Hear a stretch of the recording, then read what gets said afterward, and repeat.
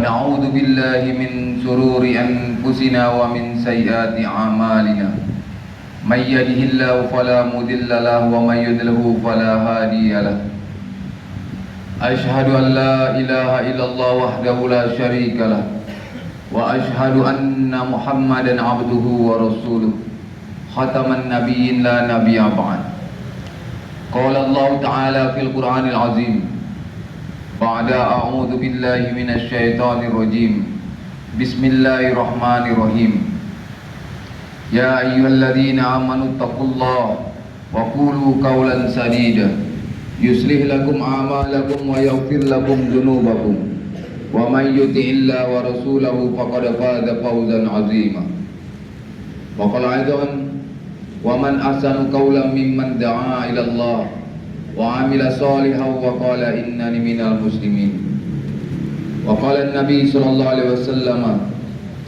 من يرد الله به خيرا يفقهه في الدين وقال أيضا لا راحة أو راحة في سبيل الله خير من الدنيا وما فيها صدق الله العظيم أو كما رسول الله صلى الله عليه وسلم. Alhamdulillah Bapak hadirin yang dirahmati Allah Subhanahu wa taala. Syukur kita kepada Allah Subhanahu wa taala karena Allah Subhanahu wa taala masih sibukkan kita dengan perkara-perkara yang dicintai oleh Allah. Tidak ada perkara yang lebih dicintai oleh Allah di atas dunia ini selain daripada perkara agama. Dan tolak ukur kecintaan Allah Subhanahu wa taala kepada hambanya, Allah Subhanahu wa taala letakkan dan Allah Subhanahu wa taala jadikan agama sebagai barometer kecintaan Allah Subhanahu wa taala kepada hambanya. Sehingga dikatakan yang dirahmati Allah, ketika Allah Subhanahu wa taala mencintai hambanya, maka hambanya tersebut akan diberikan taufik oleh Allah Subhanahu wa taala untuk amalkan agama. Kekuatan untuk amalkan agama. Inilah kekuatan, inilah kebaikan yang sebenarnya yang datang daripada Allah. Nabi sallallahu alaihi wasallam katakan may yuridillahu bihi khairan yufaqihu fid din. Apabila Allah Subhanahu wa taala kehendaki kebaikan dalam diri seorang hamba, Allah taala ingin memberikan kebaikan, maka akan diberikan kepahaman agama. Siapa yang faqih terhadap agama, Adri? Orang yang faqih terhadap agama adalah orang yang selain mengetahui perkara perintah Allah Subhanahu wa taala, dia juga mentaati, melaksanakan, mengamalkan perintah-perintah Allah. Karena hari ini banyak orang-orang yang mengetahui perintah Allah tapi tidak amalkan perintah Allah. Jadi orang yang faqih hadits rahmat Allah Subhanahu wa taala, selain dia mengetahui perintah Allah, dia juga mengamalkan perintah Allah. Inilah yang faqih. Sehingga kata ulama, apabila Allah Subhanahu wa taala menghendaki kebaikan dalam diri seorang hamba, menghendaki ataupun mencintai seorang hamba, maka hambanya tersebut akan diberikan kekuatan untuk amalkan agama.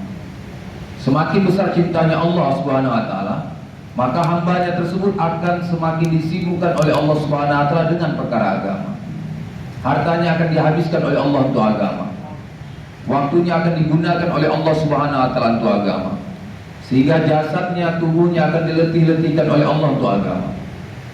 Sehingga sampai suatu saat nanti puncaknya cintanya Allah kepada hamba-hambanya, maka hambanya tersebut akan dimatikan oleh Allah untuk agama. Sebagaimana para nabi dan para sahabat yang dirahmati Allah Subhanahu wa taala, mereka telah dimatikan oleh Allah Subhanahu wa taala semuanya dalam perkara agamanya Allah Subhanahu wa taala. Ini merupakan tanda-tanda ataupun tolak ukur kecintaan Allah kepada manusia. Bertambahnya harta, meningkatnya jabatan, luasnya kekayaan yang diberikan kepada kita, datangnya dalam kehidupan kita, ini bukan tolak ukur kecintaan Allah kepada manusia. Terkadang hadits rahmat Allah Subhanahu wa taala, bisa jadi datangnya harta, meningkatnya jabatan ini merupakan istidrak yang datang dari Allah. Apa itu? Caranya Allah Subhanahu wa taala untuk menjauhkan hamba-hambanya daripada Allah. Sehingga dengan datangnya harta, meningkatnya jabatan, semakin lalai dia daripada Allah Subhanahu wa taala. Sehingga sampai suatu saat nanti apabila dia mati berjumpa dengan Allah, maka dengan mudah Allah Subhanahu wa taala akan campakkan dia ke dalam nerakanya Allah taala. Maka di rahmat Allah Subhanahu wa taala, jangan terlalu bergembira ketika diberikan kemewahan, dan jangan terlalu bersedih ketika kita disusahkan oleh Allah Subhanahu wa taala untuk agama. Karena semua orang-orang yang dicintai oleh Allah Subhanahu wa taala mereka disusahkan oleh Allah untuk agama. Semua mereka di rahmat Allah Subhanahu wa taala diberikan kesusahan oleh Allah Subhanahu wa taala dalam agamanya Allah. Sehingga dalam Fadail Shadaqah dikatakan, Syekh Zakaria rahimahullah katakan, apabila datang kesusahan, kesulitan, kelaparan kepada kamu, bersyukurlah kamu kepada Allah karena tanda-tanda kesolehan telah menghampiri kamu. Sebaliknya apabila datang kemewahan, kekayaan datang kepada kamu, menangislah kamu kepada Allah Subhanahu wa taala. Bisa jadi itu merupakan ganjaran daripada dosa-dosa yang telah kamu lakukan. Maka pada rahmat Allah Subhanahu wa taala orang-orang terdahulu memahami perkara kehidupan seperti itu. Ketika datang kemewahan kepada mereka, mereka sedih. Berbeda dengan kita sekarang di rahmatillah. Ketika datang kemewahan kita bergembira. Umar radhiyallahu anhu Amirul Mukminin, yang dikatakan Nabi tidak ada, apabila ada Nabi setelah Nabi sallallahu alaihi wasallam, maka Umarlah orang yang paling layak. Namun yang rahmatullah subhanahu wa ta'ala suatu saat khadimnya telah memberikan makanan dan minuman yang lezat kepada beliau. Maka yang rahmatullah subhanahu wa ta'ala ketika dihidangkan maka dia dalam keadaan menangis. Maka khadimnya bertanya, wahai Amirul Mukminin, kenapa engkau bersedih? Maka kata beliau, wahai rahmatullah subhanahu wa ta'ala, apabila di dalam makanan dan minuman ini ada kebaikan, maka pastilah Allah Subhanahu wa taala akan memberikannya kepada orang yang terbaik di dunia ini. Aku takut di dalamnya tidak ada kebaikan, maka Allah Subhanahu wa taala berikan kepada aku yang terburuk di atas dunia. Begitu orang-orang terdahulu di rahmat Allah Subhanahu wa taala menyikapi kehidupan. Berbeda dengan kita hari ini di rahmat Allah Subhanahu wa taala dalam memahami kehidupan dan menyandarkan kepada perkara agama. Sebaliknya di rahmat Allah, ketika mereka mengalami kesusahan, mereka itu bergembira. Ketika mereka di rahmat Allah Subhanahu wa taala dalam memperjuangkan agama, menjalankan agama, mengamalkan agama, datang kesusahan kepada diri mereka, mereka di rahmat Allah Subhanahu wa taala katakan sebagai anugerah. Satu sahabat suatu saat di rahmat Allah ketika itu dia telah pulang ke rumah. Tanya sama istrinya, apa ada makanan di rumah yang mau dimakan? Istrinya bilang, "Gak ada wahai suamiku." Maka akhirnya di rahmat Allah Subhanahu wa taala dia duduk bersedih, menangis. Istrinya datang, tanya, wahai suamiku, kenapa kau menangis? Baru 1 hari makanan tak ada di rumah, kau sedih. Maka di rahmatullah subhanahu wa ta'ala sahabat tersebut mengatakan, aku bersedih bukan karena lapar, aku bersedih. Dia mengatakan, aku bersedih apa kebaikan yang dibuat oleh ahli keluarga kita, yang dibuat oleh keluarga kita, sehingga tamunya Rasulullah datang ke rumah kita. Kelaparan merupakan tamu yang datang ke rumah Rasulullah hari-hari. Sehingga sahabat yang dirahmatillah, ketika datang kelaparan ke dalam kehidupan mereka dalam menjalankan agama, maka mereka begitu gembira di rahmatillah. Karena mereka bukan siapa-siapa di rahmatillah, tapi apa yang diberikan Allah Ta'ala kepada Nabi, Allah Subhanahu wa Ta'ala berikan kepada mereka. Sehingga di rahmatillah Subhanahu wa Ta'ala mereka sangat bergembira. Apa yang dikaruniai Allah Subhanahu wa Ta'ala kepada para orang-orang yang dicintai oleh Allah, mereka juga mendapatkannya. Begitu mereka dalam menghadapi keputusan daripada Allah, menjalani hidup di atas dunia ini, maka beruntung kita hari ini Bapak dan rahmat Allah Subhanahu wa Ta'ala, dipilih oleh Allah Subhanahu wa Ta'ala keluar di jalan Allah. Ini suatu karunia yang besar. Mengorbankan, belajar, mengorbankan, menyisihkan, menggunakan harta yang telah Allah Subhanahu wa Ta'ala berikan untuk menyenangkan Allah, untuk memperjuangkan agama Allah. Dan demi Allah Subhanahu wa Ta'ala dirahmatillah, tidak ada satupun pengorbanan, kesusahan yang kita alami untuk agama yang akan Allah sia-siakan. Syekh Abdul Wahab rahimahullah katakan, kesusahan hari ini untuk agama merupakan kenikmatan yang tiada tara nanti di akhiratnya Allah Subhanahu wa Ta'ala. Semakin susah seseorang untuk agamanya Allah Subhanahu wa Ta'ala, maka semakin tinggi derajatnya di sisi Allah Subhanahu wa Ta'ala. Dan orang-orang yang dicintai oleh Allah sudah sunatullah, ketetapan Allah. Dari zaman Nabi Adam alaihissalam sampai hari kiamat, orang yang dicintai oleh Allah maka akan disusahkan oleh Allah untuk agama. Semakin besar cintanya Allah, semakin disusahkan oleh Allah untuk agama. Siapa orang yang paling dicintai oleh Allah di atas dunia ini? Orang yang paling dicintai oleh Allah Subhanahu wa Ta'ala di atas dunia ini adalah Nabi sallallahu alaihi wasallam. Habibullah, kekasih Allah Subhanahu wa Ta'ala. Tidak diciptakan dunia beserta isinya nih kalau tidak kena Nabi sallallahu alaihi wasallam. Dan surga dan neraka tidak akan diciptakan oleh Allah kalau tidak kena Muhammad sallallahu alaihi wasallam. Diharamkan nabi-nabi terdahulu memasuki surganya Allah sebelum Nabi sallallahu alaihi wasallam memasuki surganya Allah Ta'ala. Tapi apa kata Nabi sallallahu alaihi wasallam? Nabi katakan orang yang paling menderita untuk agama adalah aku. Apabila dikumpulkan penderitaan nabi-nabi terdahulu dibandingkan dengan penderitaan yang aku alami untuk agama, maka penderitaan aku jauh lebih besar daripada penderitaan nabi-nabi terdahulu. Ya kan? Makanya hari ini rahmatullah, kata ulama rahmatullah, orang yang tidak mau susah untuk agama pada hakikatnya tidak mau dicintai oleh Allah Ta'ala. Hari ini hari rahmatullah subhanahu wa ta'ala, Syekh Abdul Wahab rahimahullah kata yang rahmatullah, penyakit umat yang telah melanda seluruh manusia di atas dunia ini, yang karena penyakit itu agama telah mati di seluruh tempat. Agama telah mati di rumah-rumah orang Islam. Agama telah mati di kampung-kampung orang Islam. Hari ini umat memiliki penyakit di seluruh alam. Apa itu hari rahmatillah? Hari ini umat memiliki penyakit, yakni tidak mau susah untuk agama. Asbab daripada ini umat tidak mau susah untuk agama, maka agama telah mati di seluruh tempat. Kenapa hari rahmatillah? Karena agama ini azasnya adalah kesusahan, mujahadah. Walladzina jahadu fina lanahdiyannahum subulana. Dengan bermujahadah dalam mengerjakan amal, maka pintu-pintu hidayah akan dibukakan oleh Allah Subhanahu wa taala. Umat akan dapat hidayah, umat akan berbondong-bondong amalkan agama. Tapi karena hari ini ada rahmat Subhanahu wa taala, orang-orang Islam tidak mau susah untuk agama, maka hari ini ada rahmat Subhanahu wa taala, berapa banyak hari ini orang yang mati tanpa agama. Berapa banyak hari ini rahmat Subhanahu wa taala orang yang hidup sampai dia mati belum pernah masuk ke rumahnya Allah Ta'ala. Ini disebabkan apa di rahmatillah? Karena hari ini hari rahmatillah subhanahu wa ta'ala, umat tidak mau susah untuk agama. Maka hari inilah kita mau belajar di rahmatillah, keluar di jalan Allah subhanahu wa ta'ala, belajar menyusahkan diri untuk agamanya Allah subhanahu wa ta'ala. Dan demi Allah hadirin, setiap kesusahan yang kita alami untuk agama pada hari ini, itu akan menjadi cerita-cerita indah nanti di depan Nabi sallallahu alaihi wasallam. Ya kan? Syekh rahimahullah katakan rahmatullah, seluruh orang Islam nanti, seluruh orang Islam, walaupun mereka masuk surganya Allah Subhanahu wa taala, namun apabila mereka tidak buat kerja dakwah, maka di rahmatul Subhanahu wa taala, maka mereka tidak akan bisa berlama-lama di dalam majlisnya Nabi sallallahu alaihi wasallam. Ya kan?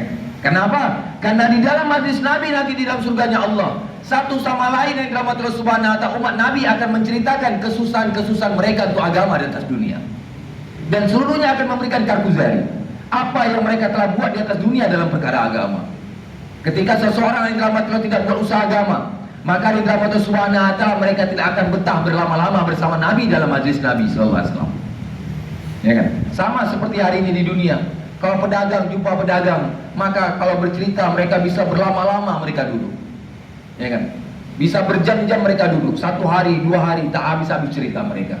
Tapi kalau pedagang jumpa petani hadirin, karena tujuan hidupnya berbeda, kerjanya beda di rahmatillah, maka baru cerita sebentar di rahmatillah mereka akan berpisah.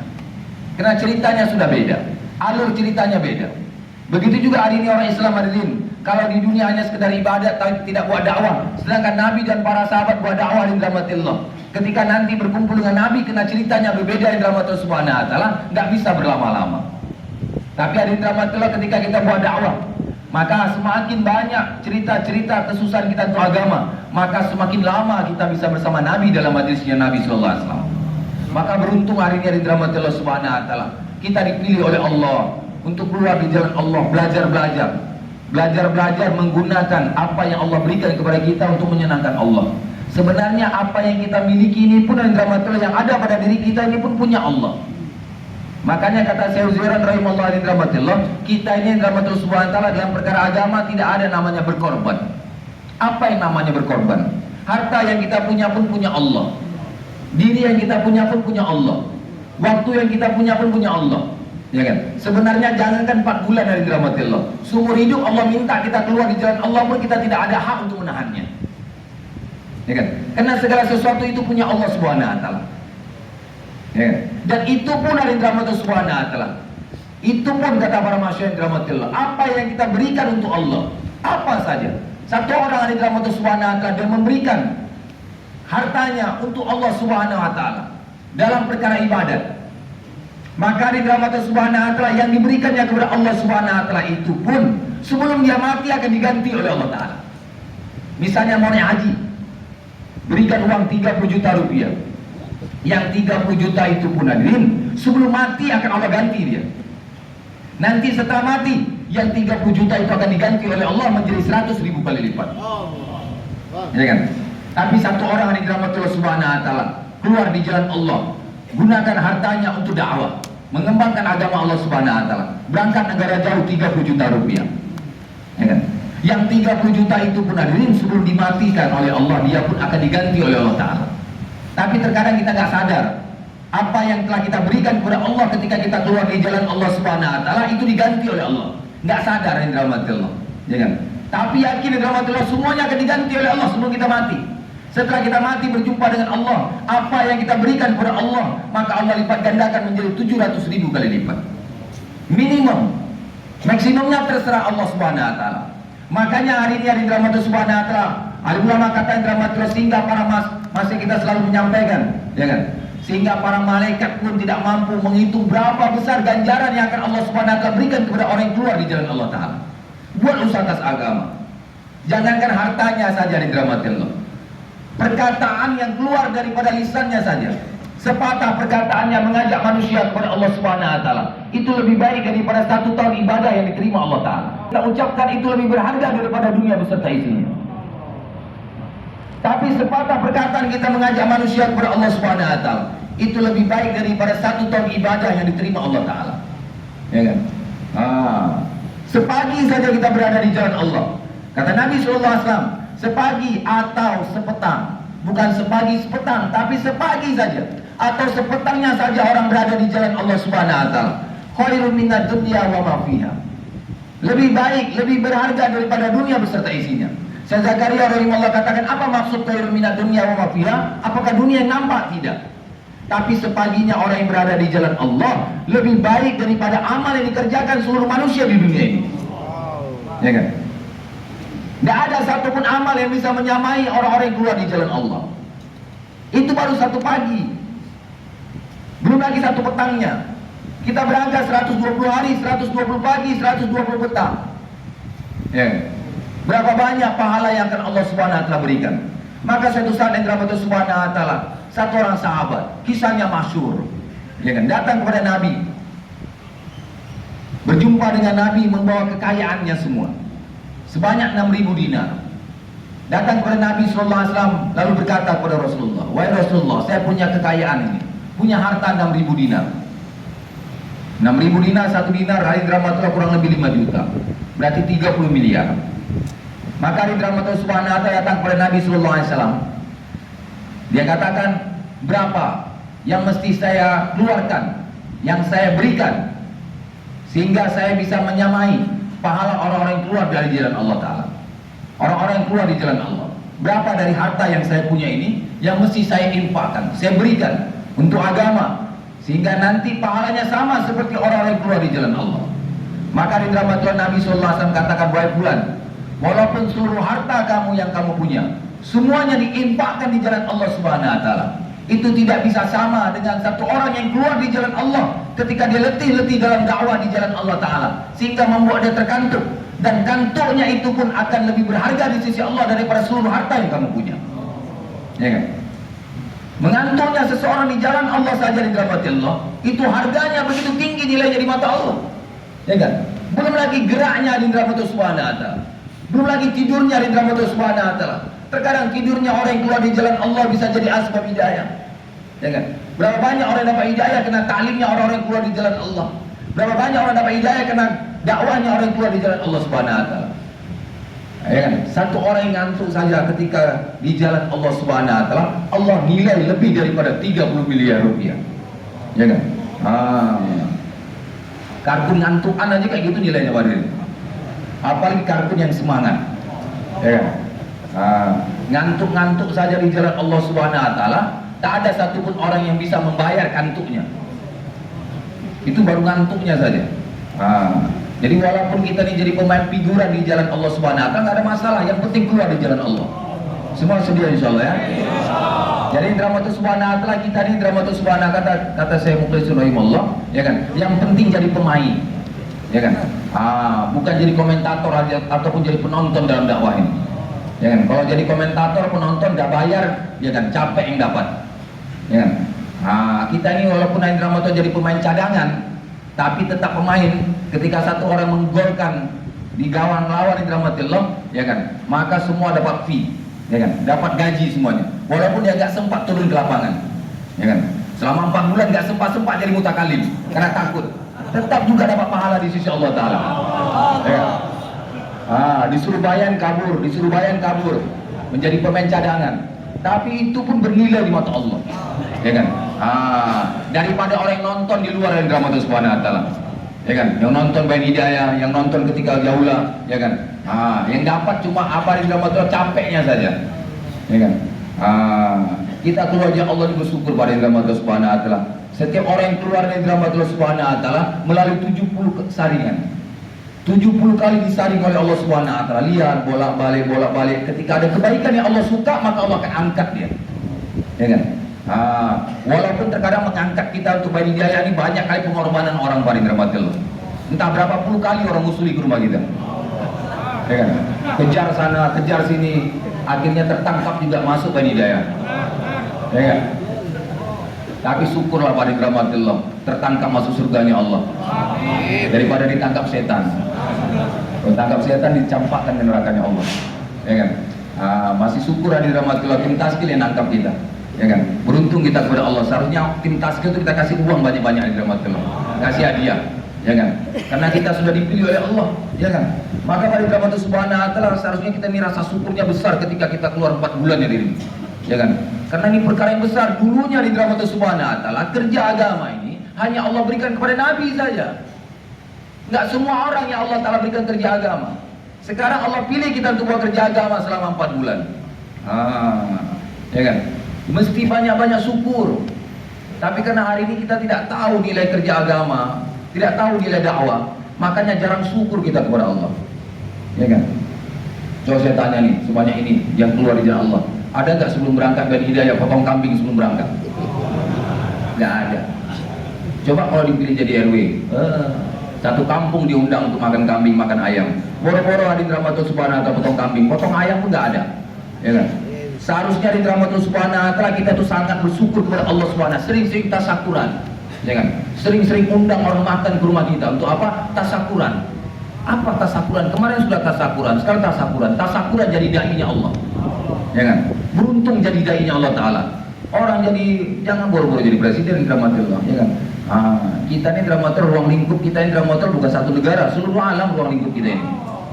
Presiden cuma ruang lingkup kerjanya cuma satu negara saja, ya kan? Datang-datang ke negara orang lain jadi rakyat dia di sana.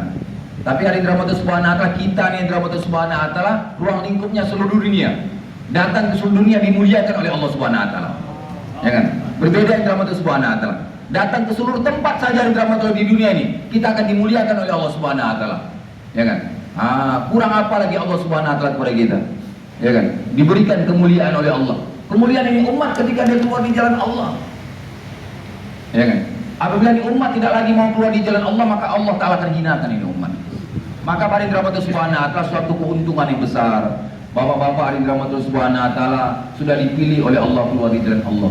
Seharusnya gembira, jangan sedih kalau di Bayan Hidayah, ya kan? Semangat. Ini kadang-kadang hari rahmatullah Subhanahu wa taala kalau Bayan Wafsi ngumpul semua tanpa diilankan. Tapi hari rahmatullah kalau mau Bayan Hidayah cari-cari kemana-mana baru duduk Bayan Hidayah. Seharusnya rahmatullah Subhanahu wa taala kalau mau duduk Bayan Hidayah itu semangat, ya kan? Nyerbu, ya kan? Kenapa? Karena mau pergi ke taman-taman surganya Allah. Ini mau diajak ke taman-taman surga nolak-nolak. Aduh, mesti dicari-cari pula dulu. Terkadang ada juga yang kabur dari rahmatullah. Sudah sampai di markas kabur juga dia. Ya kan? Ada juga seperti itu. Udah nyampe di markas kabur saja juga. Kabur daripada taman-taman surganya Allah. Maka pada rahmatullah banyak-banyak syukur kita kepada Allah. Maka tanda syukur kita bagaimana di rahmatullah terhadap nikmat yang Allah Ta'ala berikan kepada kita dalam dakwah di rahmatullah, kita mau sungguh-sungguh dalam dakwah. Jadikan dakwah ini sebagai kerja utama kita. Jadikan dakwah ini sebagai kerja utama kita. Jadikan dakwah ini rahmatullah Subhanahu wa taala sebagai jalan untuk kita, sebagaimana orang-orang terdahulu telah menjadikan dakwah sebagai kerja utama mereka. Sehingga tidak ada satupun asbab yang bisa menghalangi mereka dalam menjalankan takaza dakwah. Karena mereka telah menjadikan dakwah sebagai jalan hidup mereka. Mereka memahami dakwah ini merupakan jalan orang-orang yang dicintai oleh Allah Subhanahu wa taala. Allah Ta'ala telah perintahkan kepada Nabi sallallahu alaihi wasallam, Muhammad, katakanlah, "Qul hadhihi sabili." Ini satu-satunya jalan. Allah tidak katakan hazihi subula, ini jalan-jalan, tidak. Tapi ini satu-satunya jalan. Sebagaimana mendengar dengan telinga, melihat dengan mata, begitu juga dirahmati Allah. Allah telah perintahkan kepada Nabi SAW, katakanlah kepada seluruh manusia, ini satu-satunya jalan. Jalan siapa? Jalan orang-orang yang dicintai oleh Allah Subhanahu wa taala. Apa itu dirahmati Allah Subhanahu wa taala? Ad'u ilallah. Menyuruh manusia kepada Allah Subhanahu wa taala. Inilah jalan orang yang dicintai oleh Allah. Ya, jalan yang paling cepat untuk dekat dengan Allah taala. Sering juga saya sampaikan dirahmati Subhanahu wa taala. Hadrati kita selalu mengatakan dirahmati Allah, amal yang paling cepat mendekatkan diri manusia kepada Allah adalah amal dakwah. Apabila ada amal yang lebih cepat mendekatkan manusia kepada Allah selain daripada amal dakwah, maka pastilah amal tersebut akan diberikan oleh Allah pertama kali kepada para nabi, yaitu kekasih-kekasih Allah. Ya kan?